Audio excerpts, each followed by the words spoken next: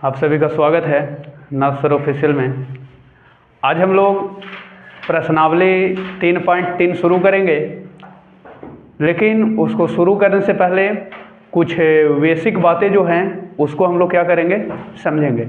जैसे इसमें पढ़ना है आपको चतुर्भुज के बारे में, जैसे समलंब चतुर्भुज से रिलेटेड आएगा, समांतर चतुर्भुज से रिलेटेड।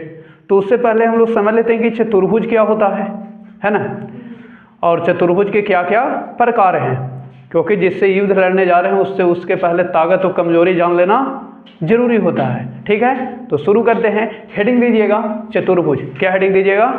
चतुर्भुज। ठीक है, हेडिंग दीजिए। उसके बाद प्रकार हम लोग चलेंगे समलंब चतुर्भुज और पतंग और समांतर चतुर्भुज। ठीक है,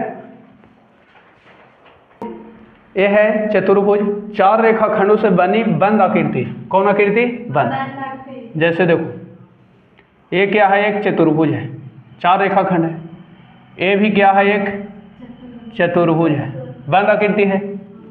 ये भी क्या है?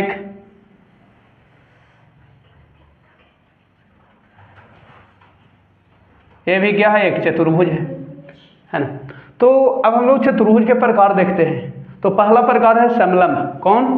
समलंब। ठीक है, देखिए ये आपका है चतुर्भुज के प्रकार, जिसमें पहले हम लोग समलंब चतुर्भुज के बारे में, जिसको केवल समलंब के नाम से भी जाना जाता है। किसके नाम से? समलंब। फिर हम लोग पढ़ेंगे पतंग के बारे में। किसके बारे में? पतंग। फिर किसके बारे में?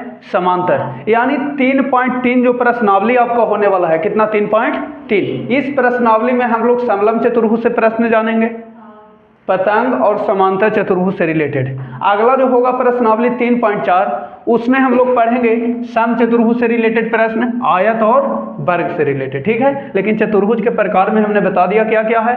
समलंब चतुर्भुज, पतंग, समांतर चतुर्भुज, सम चतुर्भुज, आयत और क्या है? वर्ग। क्या है? वर्ग। ठीक है, तो पहला हेडिंग दीजिएगा समलंब चतुर्भुज। कौन चतुर्भुज? समलंब चतुर्भुज। तो ये है आपका समलंब चतुर्भुज। कौन चतुर्भुज? समलंब। समलंब चतुर्भुज को केवल समलंब के नाम से भी पुकारते हैं। किसके नाम से? समलंब के नाम से। समलंब चतुर्भुज कहिए या खाली समलंब कहिए। क्या कहिए? समलंब। ठीक है, समलंब चतुर्भुज को केवल समलंब के नाम से भी जानते हैं।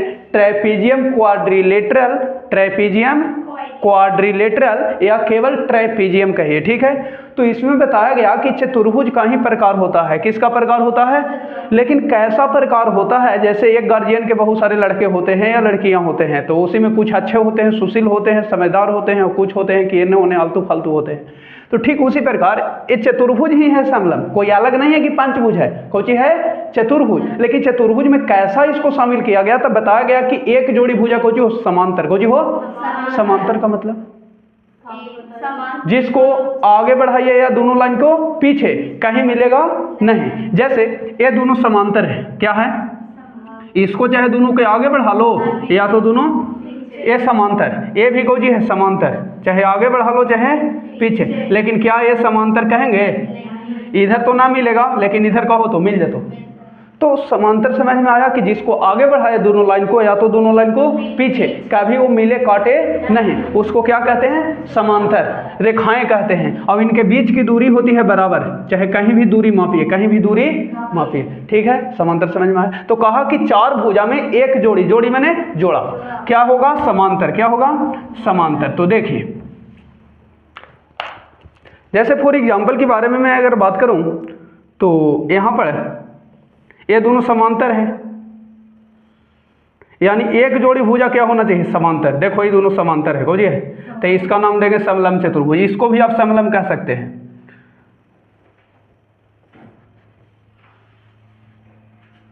इसको भी समलंब कह सकते हैं, इसको भी समलंब कह सकते हैं। क्यों? क्योंकि ये दोनों क्या है? समांतर। ये दोनों क्या है? 90 डिग्री पे है ना खड़ा, तो ये दोनों को जी कोई जरूरी ना है कि ऊपर ही नीचे समांतर हो। समझ में आया? बताइए, ये समांतर चतुर्भुज समलंब चतुर्भुज है? चतुर्भुज तो है, चतुर्भुज है, लेकिन समलंब है नहीं है। क्यों नहीं है? क्योंकि समांतर है। देख लो, है एक समांतर है, एक समांतर है नहीं है। यानी एक जोड़ी भुजा क्या होना चाहिए? समांतर। जैसे देखिए, ये दोनों को जी है समांतर, ये दोनों क्या है जी? समांतर है कि नहीं है सर? ये दोनों देखिए को जी समांतर, समझ में, समांतर या तो ऊपर नीचे भी हो सकता है या ऐसे ऐसे भी हो सकता है, ठीक है, समझ में, ऐसे भी समांतर हो सकता है, ऊपर नीचे भी, ठीक है, क्लियर है यहाँ तक। तो ये सब समलम चतुर्भुज है, ये है समलम नहीं ना है, हाँ काट दिए, काट लेना है, ठीक है। आगे देखिए दूसरा, तो ये है दूसरा आपका जिसका नाम है पतंग। क्या नाम है? पतंग। इसी को लोकल भाषा में हम लोग किस नाम से जानते हैं? गुड्डी। क्या कहते हैं जी? गुड्डी। ऐसे ही लोकल भाषा है, किताबी भाषा नहीं है, हम लोग आम बोलचाल की भाषा में इसको क्या नाम दे सकते हैं? गुड्डी। यानी ऐसे है पतंग। समांतर चतुर्भुज की भाषा में, चतुर्भुज की भाषा में क्या है? पतंग। क्लियर है? तो पतंग कहा कि एक ऐसा चतुर्भुज है, चतुर्भुज का ही क्या है? हिस्सा, जिसमें दो आसन भुजाओं के युग में क्या होता है? बराबर। दो आसन भुजा। क्या आसन भुजा? आसन भुजा मैंने समझते हैं ना, बगल वाला आसन भुजा। तो आसन भुजा के युग में बराबर होता है। युग माने जोड़ा। जैसे एग्जाम्पल के बारे में अगर मैं बात करूं तो कुछ इस ढंग का है,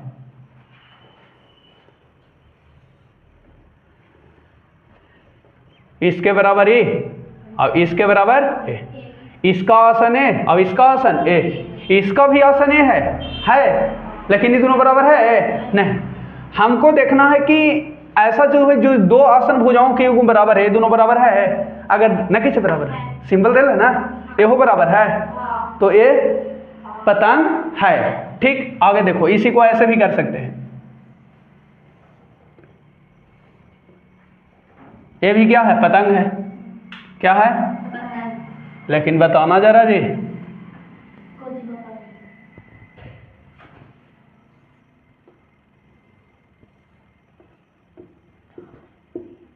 पतंग है ये? दो युग में बराबर होना चाहिए। क्या युग? एक में कै गो बराबर है बताओ? 3 गो। कै गो बराबर है? तब बताओ ये होगा? हम अगर सिंबल दे दे कि 2 गो बराबर है तो हो जाएगा? ना हो जाएगा।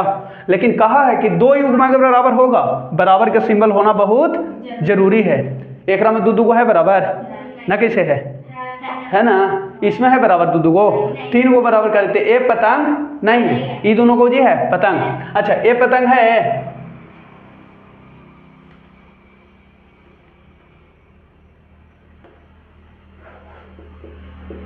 बताओ।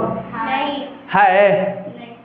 एगो और लाइन आ गलो, चतुर्भुजी ना है? चतुर्भुज है?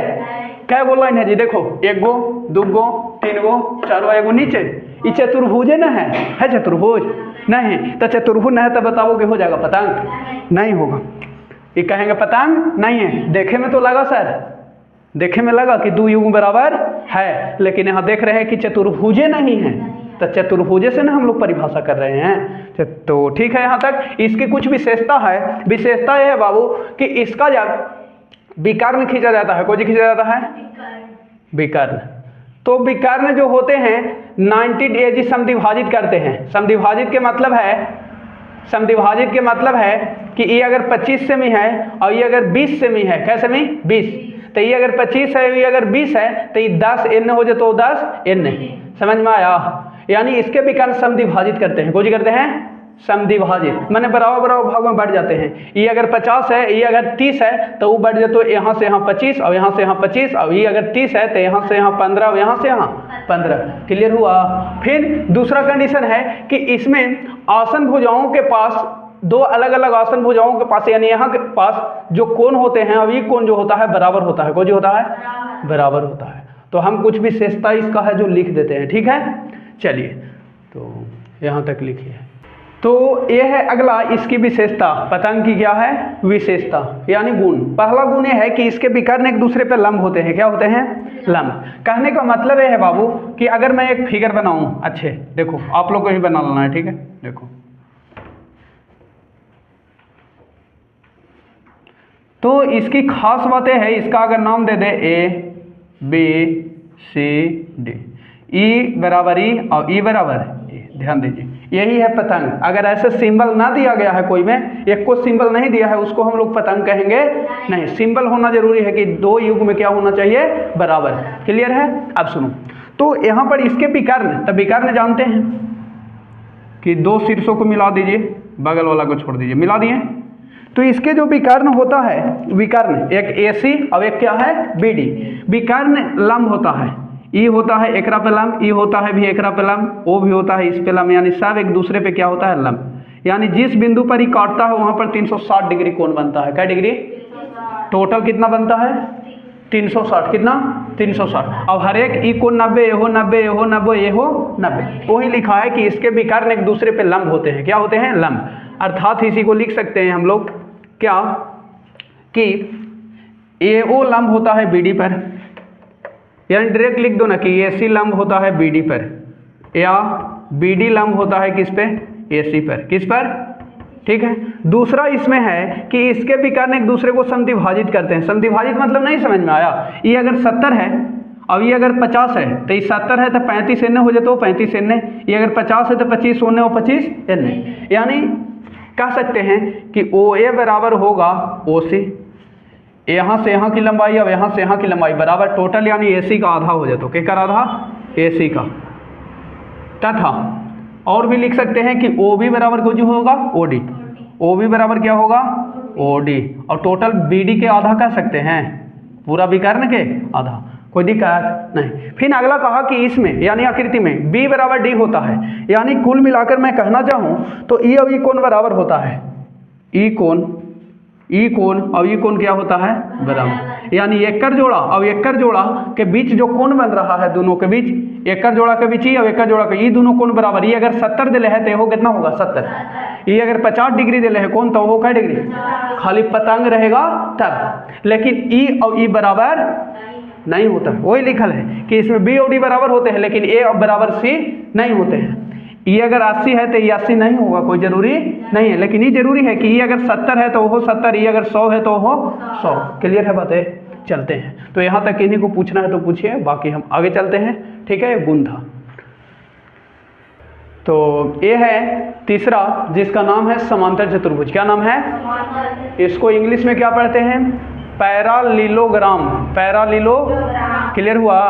पैरालिलोग्राम यानी एक ऐसा चतुर्भुज है। कैसा चतुर्भुज है सर?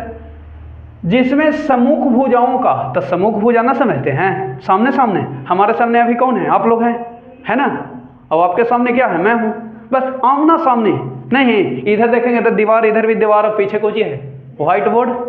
क्लियर? हाँ। तो उसी प्रकार सम्मुख भुजाओं का, सम्मुख मैंने समझ में आया? सामने सामने। हाँ। सम्मुख भुजाओं का प्रत्येक युग में, युग मैंने जोड़ा, क्या वो? दुगो, यानी प्रत्येक युग में कौन होता है? समांतर। तो समांतर के बारे में अभी जाने कि कहीं भी बढ़ा लीजिए आगे पीछे मिलेगा नहीं, उसी को क्या कहते हैं? समांतर। क्या कहते हैं? समांतर। जैसे हम लोग फिगर के बारे में अगर देखें, मान ले कि माना जैसे देखो ए और ये समांतर है बाबू, है ना?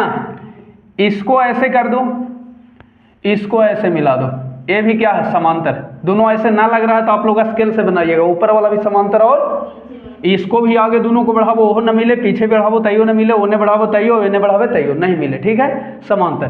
तो मान लेते हैं कि ABCD एक समांतर चतुर्भुज है। ABCD एक समांतर चतुर्भुज है।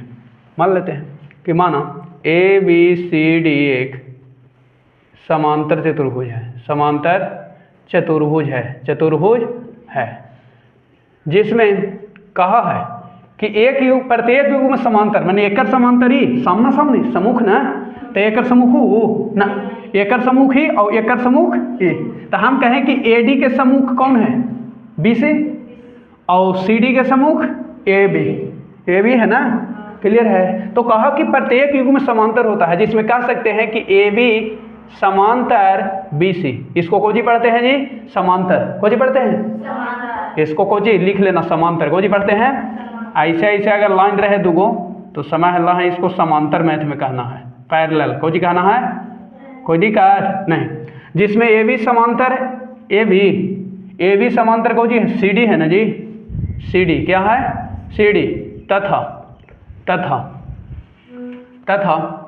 AB समांतर CD तथा AD समांतर BC, AD समांतर BC है। ठीक है। अब इसकी कुछ विशेषता है। विशेषता क्या है बाबू? कि इसके अगर विकर्ण खींचते हैं, कौन खींचते हैं? तो एक दूसरे को समद्विभाजित करते हैं। क्या करते हैं? समद्विभाजित का मतलब ना समझ में आया? ये अगर 50 है तो ये बढ़ जाए तो यहाँ से यहाँ 25, यहाँ से यहाँ 25। इसे अगर 40 है तो ये बढ़ जाएगा यहाँ से यहाँ 20 और यहाँ से यहाँ 20।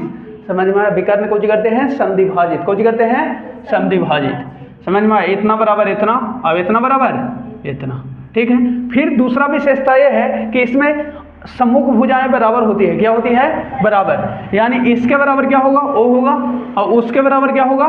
ए होगा। वो अगर 50 है, ये लंबाई अगर कितना है भुजा के 50, तो ये भी कौजी होगा 50। वो अगर 10 है लंबाई, तो ये भी कौजी होगा 10। ये अगर 20 है लंबाई, तो ये भी क्या होगा 20। समझ में आया? बराबर होती है। फिर इसके आसन कोणों का योग 180 डिग्री होता है। कितना होता है? 180। आसन कोण मैंने समझ में आया? इसका आसन मैंने पड़ोसी, इसका पड़ोसी कौन कौन है? ए और ओ। इसका पड़ोसी कौन है जी? ई। इसका पड़ोसी ये भी है और ये भी है, तो ये दोनों का जोड़ कितना होगा? 180। कितना होगा? 180। और खास बात है कि सम्मुख कोण एकर बराबर होता है, एक कर सामने ई और एक कर सामने ई। समझ में आया? एक कर बराबर कौन होगा? ठीक है। सम्मुख कोण अगर 50 है डिग्री, तो हो क्या डिग्री? 50। ये अगर 90 डिग्री, मान ली कि 90 डिग्री है, तो हो क्या डिग्री होगा? 90 डिग्री, ठीक है। और ये दोनों का जोड़ कितना होता है सम्मुख के? 180। कितना होता है? 180। तो विशेषता है लिख देते हैं, ठीक है। देखिए चलिए, तो ये है कुछ विशेषता इनके जो हमने लिख दिया कि इसके सम्मुख भुजाएं बराबर होती है, क्या होती है? बराबर। कहने का मतलब ये है, अर्थात इसी को मैं लिख सकता हूं यहाँ पर, सम्मुख भुजाएं बराबर कहने का मतलब ये है कि AD के बराबर क्या होगा? BC। AD बराबर क्या होगा? BC, तथा AB बराबर क्या होगा? CD। इसके बराबर O होगा। AB बराबर क्या होगा? CD। क्लियर है? सम्मुख समांतर भी है और बराबर भी है, ठीक है। आगे देखो, दूसरा है कि सम्मुख कोण बराबर होते हैं। सम्मुख कोण कहने का मतलब है, अभी बताएं, सामने एक कर सामने कौन कौन है? D, यानी कोण B बराबर क्या है? कोण D, तथा कोण A बराबर क्या है? कोण C। कोण A अगर निकल गया तो कोण C भी निकल जाएगा, उतने कोई दिक्कत नहीं। अगला कह रहा है कि आसन कोणों का योग 180 डिग्री होता है, तो इसका आसन कौन है? कोण B प्लस कोण C बराबर कितना होगा? 180। या कोण B के साथ A भी जोड़ेगा तो कितना होगा? 180। कोई दिक्कत नहीं होना चाहिए। अच्छा, या C के साथ D भी जोड़ेगा, C के साथ कोण D भी जोड़ेगा तो कितना होगा? 180। या D के साथ A भी जोड़ेगा तो कितना होगा? 180। हो गया क्लियर? अगला सवाल यहाँ पर है कि इसके विकर्ण एक दूसरे को समद्विभाजित करते हैं। क्या करते हैं? समद्विभाजित। समद्विभाजित करने का मतलब क्या है? बताए थे कि ये अगर टोटल जितना रहेगा, मान ली कि 50 है टोटल, यहाँ से यहाँ लंबाई विकर्ण की 50 सेमी, तो ये हो जाएगा 25, ये हो जाएगा कितना? 25।